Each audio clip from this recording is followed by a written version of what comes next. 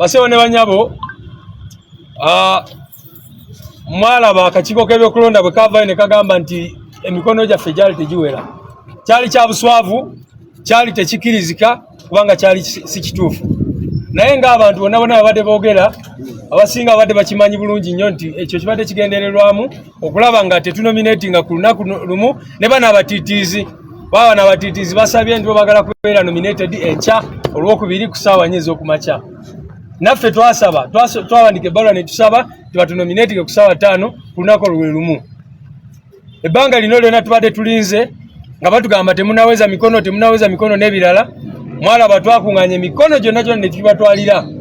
Awamu ne batuuka tugamba ne bamwagala ebigende tusobola obibawa. Kyonna kye mwagala tusobola kibawa kubanga bannayuganda baagala nkyukakyuka. Kakati olunaku olwaleero eddakiika entono eziyiseeko tufunye certificate eno gye batusindikidde ng'eraga ng'ekakasa nti emikono NUP yagiwezezza. Si kuba nti kibadde tegiwera, no. Naye kino kibadde kigendererwamu okulaba nga batulwisa kubanga kati twakakifuna certificate eno twakagifuna ku ssaawa zino. Naye certificate teze yokka yagiddeko ebbaluwa eraga nti candidate waffe President addako Kyagulanyi Ssentamu Robert okubeera nominated ku Lwakusatu.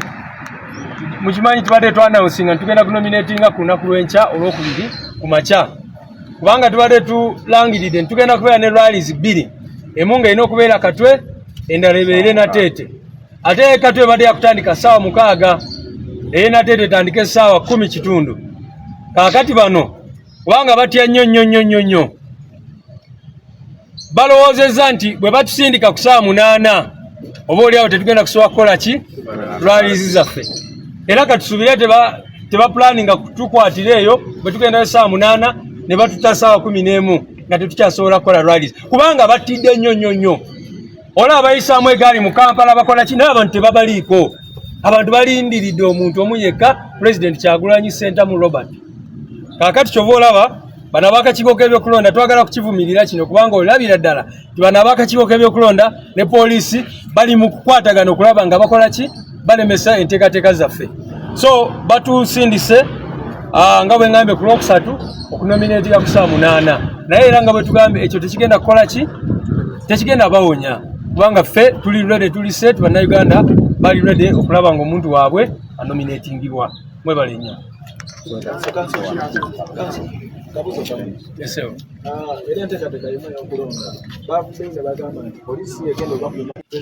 Ebyo tugenda byogerako katusoke tunominatinge then mujja kulaba bituzaako byonna.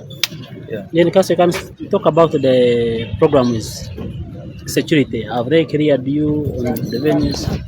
Kati ffe nga bwe mbagambye ekisooka etteeka ligamba kwe kufuna ekifo kugenda okukolera lwaleero n'otegeeza ab'akakiiko k'ebyokulonda ate n'otegeeza ne poliisi. Byonna byo twabikoze.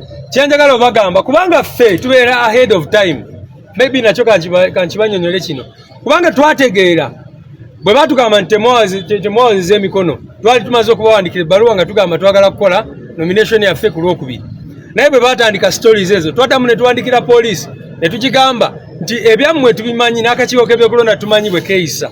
Era ne tubagamba bwe tuba tetunominatinze ku Lwakubiri ku Lwokusatu venues zaffe nazo tukoze ki? Tuzibuukinze n'olwo olunaku olulala. So Katwe twabuukinga ennaku 2, twabuukinga nkya n'oluddako. Ne Nateete ne tubuukinga ennaku 2 era poliisi ne tukitegeeza ne Electoral Commission ne tukitegeeza. Ebbaluwa tuziyina wano kubanga tubeera ahead of them, tuba tumanyi kye baplaninga. Twamanya nti oba oliawo poliisi eyagala gamba mutuwadde obudde butono oba ki bagambe nti kaakati temwategeezeza mabuukinga luno olunaku lwokka. Ennaku zombi twazibuukinga Katwe ne Nateete. So regarding the booking of the venues, because we know the environment in which we operate, I want to confirm that when the Electoral Commission notified us that we did not have sufficient signatures, we had already written to the police and the Electoral Commission indicating that we wanted to be nominated on 23rd, which is Tuesday. But the moment they started playing those games, we immediately booked those venues even for the following day and notified the police. So I want to confirm that Natete is booked for Wednesday, and Katwe is also booked for Wednesday, because we always are aware of the environment in which we operate, and we try to move ahead of them. Thank you. People power! Power, power! Our power! People power! Maybe Forward the nomination of his Kyagulanyi forward! Ne nomination fees president amaze okuzisasula bwemba mulowooza era no receipt ne nomination fees eza million 2 zizino olaba akakiiko k'ebyokulonda katuwadde dda receipt kubanga sente nazo twazisasudde dda eza nomination ya president waffe. We have already also paid the nomination fees for our president because we don't want them to have any excuse whatsoever. Finally, as you've heard, the president is officially going to be nominated on Wednesday, as spoken or as communicated by the Secretary General of the Might Party National Platform. They plan ahead. You can't imagine. And was already to abadde takimanyi akiwuliddeko abasajja babukinga ennaku 2 kye bayita National Unity Platform in a rubber style. That's life, and I think you all enjoy what is happening in NUP. Let's go on, let's make it day by day. Let's make this country proud of us. Let's say our president.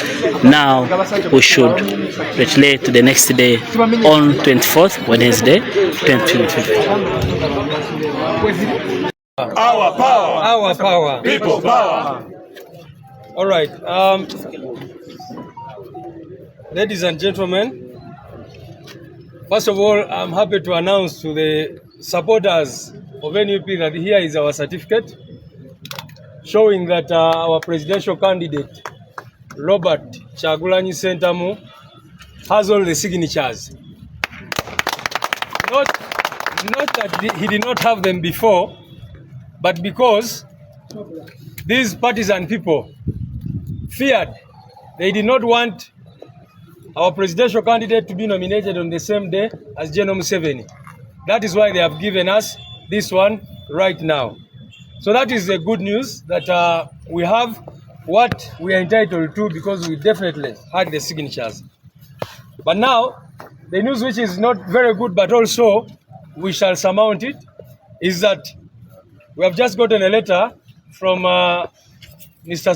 Simon Byabakama, the chairman of the Electoral Commission, informing us that our presidential candidate will be nominated on 24th. That is Wednesday, not in the morning, but at 2 p.m.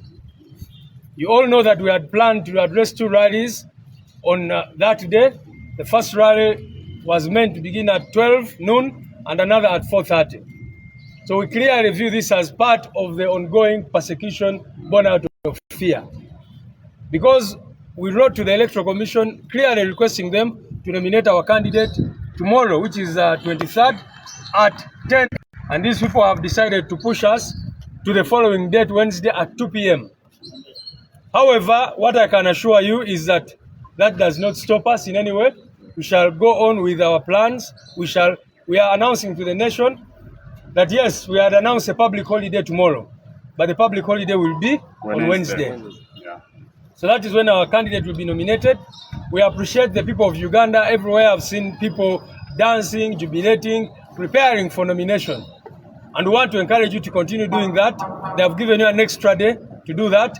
And then on Wednesday at 2 p.m., our president will be nominated, the next president of the Republic of Uganda. People power! Our power! Our power!